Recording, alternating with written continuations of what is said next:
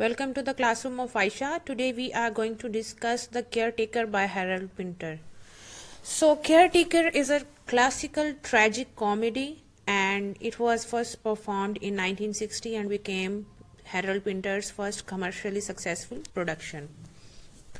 So, play के अंदर क्या चीज़ें हम राइटर ने डिस्कस की हैं स्टोरी के जरिए ही discussed how power allegiance and corrupted innocence effect are lonely trap and two brothers whom he meets power कैसे सोसाइटी के अंदर जो है वो है और इनोसेंस जो है वो पावर से और करप्शन से कैसे इफेक्ट हो रही है। ये एक ट्रैम्प जो है वो उसमें एक लोनली ट्रैम्प है और तीन कैरेक्टर्स में तीनों ही अलोन है और ट्रैम्प जो है वो ज़रा गरीब है और दो भाई जो हैं वो अमीर हैं और वो पावरफुल हैं।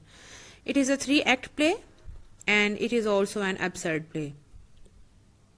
अब आप देख सकते हैं ये पिक्चर्स जो इस प्ले का परफॉर्मेंस से ली गई हैं। आप देखें इनका जो रूम है ये एक आयरन बेड है और चीज़ें बहुत ज़्यादा जो हैं वो बिखरी हुई हैं। इसी तरह उन्होंने ये राइटर ने ये जो रूम की सेटिंग बिखरी हुई दिखाई है इसी तरह दिखाई है जिस तरह इनकी लाइफ बिखरी हुई है। इसी तरह इनके रूम की चीज़ें बिखरी हुई हैं, बकेट से पानी लीक हो रहा है और ये जो ट्रैम्प है old man he is a tramp और ये लाउड है। ये मतलब जिस तरह लोअर क्लास लोग होते हैं इसको मैनर्स नहीं है, थोड़ा गंदा है, इसके पास जूते नहीं हैं और वो दोनों भाई जो हैं उनको इसके ऊपर पावर हासिल है और एक भाई जो है वो थोड़ा वीक है, एक भाई थोड़ा डोमिनेंट है। So Harold Pinter is a playwright who is renowned for his precise deployment of dramatic pause as for his words. Words से ज़्यादा उसके ड्रामास में पॉज होता है, साइलेंस होता है जो कि उसके थीम को उसके इन्वायरमेंट को कन्वे करता है। His plays explore the anxiety of life in the second half of 20th century। Modern man की जो एंग्जाइटीज़ हैं, डिप्रेशन है, लोनलीनेस है, उसको इसके प्लेज जो हैं वो पोर्ट्रे करते हैं। हिज डायलॉग्स ऑफन टर्स मतलब मुख्तसर ब्रीफ डायलॉग्स होते हैं and fretted with menace and they are full of the dangers that modern man is facing. Let's come towards the characters of this story. So we have Aston. First character is Aston, second is Mick, and third character is Davies. So let's start with Aston. Aston and Mick, they are brothers. So Aston is Mick's older brother. He is in his early 30s. He is quiet, mild-mannered, and rather slow and reserved in his speech. Aston spends much of the play fiddling with various tools and appliances, most notably a box of plugs, a screwdriver, and a wooden plank. So Aston जो है वो थोड़ा slow है और हम struggle करते हुए पूरा टाइम कभी डिफरेंट टूल्स के साथ, कभी कोई फ्रिज के साथ, कभी किसी बॉक्स के साथ, कभी किसी वुडन प्लैंक के साथ। He is continuously struggling but वो चीज़ें सही कर नहीं पाता और वो मिक के लिए चीज़ें अब ये रूम जो है इसको ठीक कर रहा है। Though he doesn't seem capable of completing any task he sets out to do. कोई भी काम जो वो शुरू करता है उसको कंप्लीट नहीं कर पाता। ये मॉडर्न मैन का एक उसने दिखाया हुआ है कि वो चीज़ें जितनी सही करने की कोशिश करता है उतनी ख़राब होती हैं। Aston has dreams of building a wood shed in the backyard. Aston का ख्वाब है कि वो अपने जो बैकयार्ड है घर के पीछे जो सेहन है उसमें एक वुड शेड बनाएगा, लेकिन उसमें भी वो बनाने में कभी कामयाब नहीं होता। In the end of the play it becomes clear that Aston likely will never accomplish his task. Aston fills room with various objects. उसमें बहुत सारी चीज़ें रूम में रखी हुई हैं। रूम को बड़ा बिखेरा हुआ है, जिस तरह उसके अपना माइंड बिखरा हुआ है, जिस तरह उसकी ज़िंदगी बिखरी हुई उसी तरह उसका रूम में बिखरा हुआ है। बुद्धा स्टैचू है। इसमें ज़रा गॉड का एलिमेंट ये है कि जब इंसान दुनिया से जो है मायूस हो जाता है तो वो गॉड का सहारा लेता है। बुद्धा रखा हुआ है and he has a hard time organising his thoughts को भी ऑर्गेनाइज नहीं कर सकता, लोगों के साथ इंटरेक्ट भी नहीं कर सकता। बचपन में उसको हेलुसिनेशंस होती थी जिसकी वजह से उसको इलाज के लिए भेजा गया और वहाँ पे जो डॉक्टर था उसने उसको इलेक्ट्रिक शॉक्स दिए जिसकी वजह से अब उसकी पर्सनैलिटी मतलब इलनेस उसकी पर्सनैलिटी से जाहिर होती है। Aston attributes his mental fogginess. Mental fogginess means his thoughts are unclear and inability to connect with others to his treatment. Aston लोगों से सबको बताता है कि ये जो मुझे ट्रीटमेंट दिया गया उसकी वजह से मैं लोगों से कनेक्ट नहीं कर पाता, वो ट्रीटमेंट ने मुझे मेंटली डैमेज कर दिया है, and wants to find doctor who performed it. और वो ना उस डॉक्टर को कर्स करता रहता है जिसने मुझे इलेक्ट्रिक शॉक्स दिए हैं, और वो कहता है कभी मेरे सामने आ जाए तो मैं उसको बता दूँ। So Mick is Aston's younger brother. अब बड़ा भाई जो है वो थोड़ा कंफ्यूज्ड है, थोड़ा बीमार है, क्वाइट है, ठीक है। ये छोटा भाई जो है उसकी थोड़ी स्ट्रॉन्ग डोमिनेटिंग पर्सनैलिटी है। He is in his late 20s, though he owns the building. अच्छा, अब जो घर जिसमें वो रहते हैं वो किसका है? मिक का है। In which Aston resides he lives elsewhere, लेकिन वो खुद कहीं और रहता है, unlike Aston who is initially trusting of the Davies. अब एस्टन जो है वो डेविस उसको एक बार में मिलता है और उस पर ट्रस्ट करके उसको घर पे ले आता है, क्योंकि एस्टन बड़ा मासूम सा बंदा है, जबकि मिक जो है he is practical, he is sceptical, he is questioning, he doesn't believe things easily. तो वो उस ट्रैम्प को क्वेश्चंस करता है, उसके बारे में क्वेश्चंस पूछता है, कहाँ से आए हो, क्या नाम है, वो आगे स्टोरी से आपको पता चल जाएगा।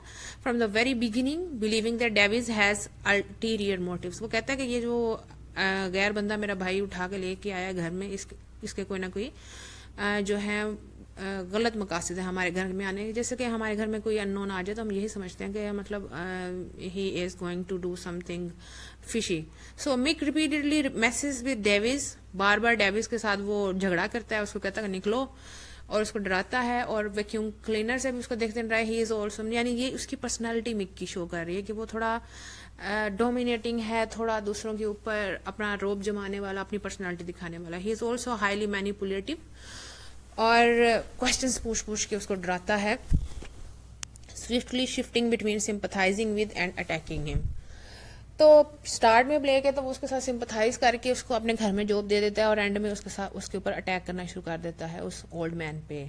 Aston tells Davies that Mick is in the building trade.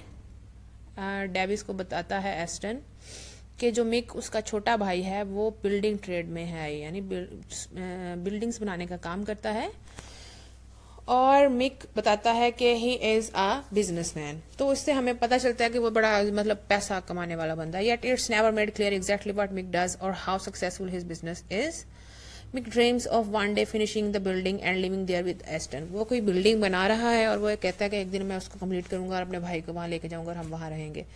यानी ये बंदा जो मिक है ये भी अपने टास्क कंप्लीट करने में नाकाम रहा है। But his immediate frustration with Aston's dependence and inability to finish the repairs distract him from realizing his dream। अब कहता है कि मेरा भाई जो है ना ये रूम भी नहीं रिपेयर कर सकता, ये चीज़ें नहीं रिपेयर कर सकता, हम कभी भी नए घर में शिफ्ट नहीं हो सकते। बार बार अपने भाई को जो है ना मायूसी, और कहता है कि ये निकम्मा है एक हिसाब का, ठीक है। तो Mick appears to care about Aston, लेकिन उसको ये भी पता है कि मेरा भाई मासूम है, मेरा भाई थोड़ा वीक है, तो उसके बारे में केयर भी करता है, और लेकिन कई जगहों पे वो इम्पेशेंट हो जाता है। When Mick offers Davis the position of caretaker, Davis उनके घर में आता है, ट्रैम्प एक उसको केयरटेकर की पोजीशन देता है मिक। तो it's possible that Mick is trying to relieve himself of the burdens of caring for both the buildings and Aston. तो डेविस को एस्टन इसलिए जॉब मिक इसलिए जॉब ऑफर करता है कि कहता है कि चलो कोई होगा जो मेरे भाई का ख्याल रखेगा।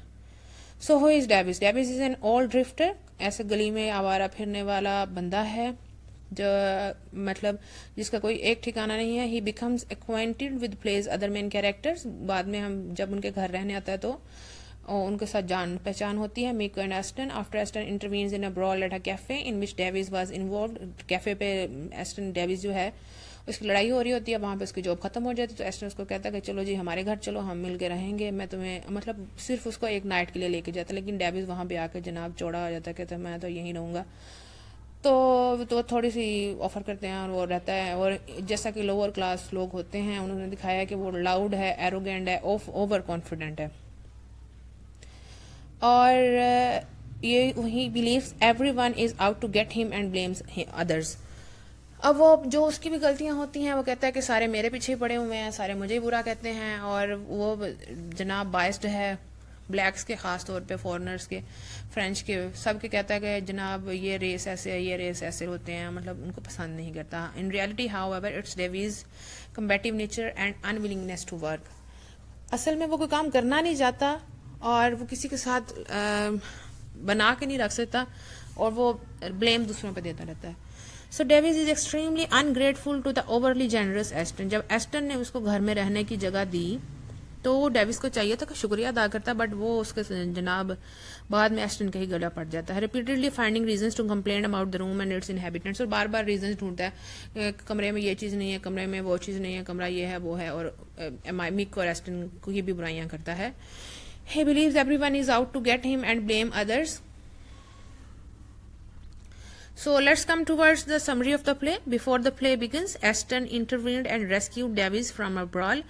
जब प्ले शुरू होता है तो डेविस एक बार में लड़ाई कर रहा होता है. एस्टन उस लड़ाई के दरमियान में आता है और उसको छुड़वाता है और मिक को अपने घर में ले आता है. और उस घर में एस्टन और मिक इकट्ठे रहते होते हैं, दोनों भाई हैं. सो वो कहता है कि एक रात के लिए तुम हमारे पास रह लो. और डेविस आते ही जनाब उनके कमरे को देखता है और उनके कमरे के कीड़े निकालना शुरू कर देता है जनाब कि कमरे में ये नहीं है वो नहीं है, विच इज़ बीइंग रिनोवेटेड. और कमरे को नए सिरे से बनाया जा रहा है. ये भी वही इस चीज़ को शो कर रहा है कि हम अपनी लाइफ को, मॉडर्न मैन जो है, he is trying to renovate his life, he is trying to rebuild his life, but he is unable. सब कुछ बिखरा पड़ा है. He also says that he needs a good pair of shoes. और ना हमेशा वो कहता रहता है कि मुझे ना एक नए पेयर ऑफ शूज़ मिलने चाहिए ताकि मैं सिडकप में जाऊँ और अपने पेपर्स लेके आऊँ. क्योंकि जब कोई उसकी आइडेंटिटी के बारे में पूछता है तो his identity is not clear. Davis को नहीं पता कि वो कौन है. और जाहिर है जब आप किसी ऐसी जगह पे होते हैं वो बाहर भी नहीं निकलता कि उसकी आइडेंटिटी क्लियर नहीं है, पुलिस उसको पकड़ लेगी. ठीक है. So he is known under the name of Bernard Jenkins. पहले उसका नाम मतलब उसका नाम असल में तो डेविस है, मैक डेविस, लेकिन उसने बाद में अपना नाम चेंज कर लिया बर्नार्ड जर्किन. कह सकते हैं कि डेविस बड़ा मशकूक सा बंदा है. ठीक है. His identity is questionable. So next morning क्या होता है, एस्टन कंप्लेन करता है डेविस से कि जनाब रात को बहुत ज्यादा तुम शोर कर रहे थे डेविस को. अब डेविस जो है वो पूरी रात सोते हुए साथ शोर करता रहा है. डेविस कहता है कि ये जो फॉरेन नेबर्स आए हैं, यानी उसको रेसिस्ट है, तो वो कहता है नेबर्स शोर मचा रहे थे, भाई मैं तो कुछ नहीं था कर रहा. तो एस्टन जो है वो डेविस को वहां पे छोड़ के एक की उसके हाथ में दे जाता है. और अब डेविस जो है वो फ्लैट में अकेला है और डेविस जो है वो जनाब एस्टन की जो जितनी चीजें होती हैं सारी फरोल फरोल के देखता है कि क्या यहाँ पे क्या है, यहाँ पे क्या, चीजों को खंगालना शुरू करता है. फ्रिज कहाँ है, चूल्हा कहाँ है, क्या चीज कहाँ है, जैसे मतलब यही इस घर का मालिक था. सो व्हेन मिक अराइव्स, जब अब उन्होंने दिखाया कि जब ये एस्टन और डेविस घर आते हैं उस टाइम मिक घर पे नहीं होता. अब नेक्स्ट मॉर्निंग जब एस्टन घर से चला जाता है तो दूसरा भाई मिक जो कहीं और रहता था वो आता घर और वो उसको लगता है कि डेविस जो है ना वो कोई डाका डालने वाला हमारे घर आया हुआ है. तो उनके दरमियान में जो हो जाती है conversation, exchange of hard words. तो एस्टन उसी दौरान एस्टन जो है डेविस का बैग लेके आ जाता है. अब डेविस एस्टन को कहता है कि जब मेरी लड़ाई हुई थी तो मेरा उधर बैग ही रह गया था. तो एस्टन इतना मासूम सा बंदा है, उसका बैग लेके वापस आ रहा है. तो उसका बैग देता है और बताता है अपने भाई को कि ये कौन है. अब ये तीनों एक कॉमिक टसल में एक दूसरे कॉमिक एक्सचेंज करने लग जाते हैं, डायलॉग्स. और एस्टन डेविस को बताता है कि मिक उसका भाई है. Aston is staying with him as he is renovating the house. Aston offers Davies the job. अब उसके बाद एस्टन जो है वही डेविस को केयर टेकर की जॉब ऑफर करता है. बट डेविस कहता है कि वो इसके बारे में सोचेगा, मतलब, लेकिन वो अंदर से बड़ा खुश होता है, बस ऐसे नखरे कर रहा होता है. Mick later offers Davies the same job. लेकिन जब मिक कहता है ना तो जल्दी जल्दी डेविस कहता है जी जनाब मैं ये जॉब करूंगा. तो मिक आहिस्ता आहिस्ता अपने भाई के बारे में डेविस से बातें करना शुरू कर देता है कि मेरा भाई ऐसे ऐसे है. So Aston is talking to Davies. We find out that Aston has an electric shock. Aston Davies को बताता है कि जनाब मुझे इलेक्ट्रिक थेरेपी मिली हुई है बचपन में, टीन एज में उसको हेलुसिनेशंस भी होती थी. और ये जब इसको सारी बातें बताता है तो बाद में डेविस ही इसका मजाक उड़ाना शुरू कर देता है. सो 2 weeks pass, Davis is still at house. वो घर से जाने का नाम नहीं ले रहा वो. और बाद में उसको केयर टेकर भी रख लिया गया, लेकिन वो घर का ख्याल तो किसी सूरत भी नहीं रख रहा. So Davies who keeps talking about need to, वो यही कहता रहता है मैं सिडकप जाना है, अपने पेपर्स लेके आऊँगा, लेकिन मुझे कोई नए शूज़ नहीं मिल रहे, मुझे कोई शूज़ पूरे नहीं आ रहे, उसको शूज़ दिए जाते हैं लेकिन वो कहता है ये तो पूरे नहीं है, ये लेदर के हैं, ये है वो है, मुझे फलाने चाहिए।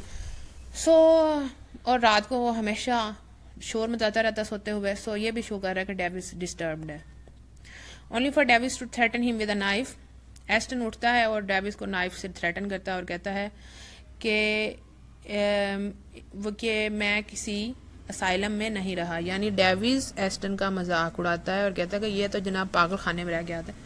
तो वो उसे कहता है कि मैं किसी पागल खाने में नहीं रहा, और उसे कहता है कि तुम यहाँ से चले जाओ। बट डेविड कहता है कि मैं तुम्हारे कहने पे कहाँ पे क्यों जाऊँ, क्योंकि मिक ने मुझे जॉब पे रखा है। अब नेक्स्ट डे क्या होता है कि डेविस एस्टन के बारे में मजाक उड़ाना शुरू करते हैं, उसके पागलपन के बारे में। और जनाब जैसे होता है कि जब हम आपस में तो भाई लड़ते हैं, लेकिन कोई तीसरा बंदा बात करे तो उसको कहते हैं कि who the hell are you to talk about like this about my brother. तो मिक कहता है भाई तुम होते कौन हो मेरे भाई के बारे में बात करने वाले, और डेविस को मिक को कहता है कि भाई निकलो जहाँ से चलते बनो, मेरे भाई के बारे में तुम बात कैसे की। तो डेविस उसको बड़ी रिक्वेस्ट करता है कि जनाब मुझे घर पर रहने दो, लेकिन मिक कहता है कि भाई तुम जाओ, जितने दिन तुम रहे हो पैसे लो और चलते बनो। डेविस चला जाता है और साथ उनको कोई बड़बड़ाता हुआ कंप्लेनिंग एटीट्यूड के साथ। So this was the plot of the story. So themes है आइसोलेशन, वो दोनों भाई अकेले रह रहे हैं एक साथ होते हुए भी। एक तो ये है कि पूरी दुनिया से कट के रह रहे हैं, दूसरा साथ होते हुए भी साथ नहीं है। रेस एंड नेशनल ओरिजिन है कि वो जो डेविस है उसको उसकी रेस की बुनियाद पे दोनों जज करते हैं, और डेविस खुद भी लोगों को रेस की बुनियाद पे जज करता रहता है। कम्युनिकेशन गैप है मॉडर्न मैन में, एब्सर्डिटी है, नथिंगनेस है, meaninglessness of life, and the focus of social class. किसी भी शख्स को हम इज्जत देते हैं according to his social class. Families आपस में जो हैं they are not communicating, they are not in so much relationship, they everybody is alone. And then we have waiting for Godot is often compared with the care taker bye Harold Pinter because of the absurd themes they both of the plays portray. So both of the plays portray a world without meaning, the isolation of the individual and devaluation of the language. Language is devalued and silence and pauses are seen of signifying or portraying more meaning than the words. There is a lack of plot. कुछ भी नहीं होता, एक कमरा है, दो बंदे आए हैं रहे हैं चले गए हैं, कोई प्रॉपर स्टोरी नहीं है। So it is portraying absurdity. It also relates to the issues of class and social conformity, and characters desperately trying to realize their worth in terms of their economic usefulness and social status.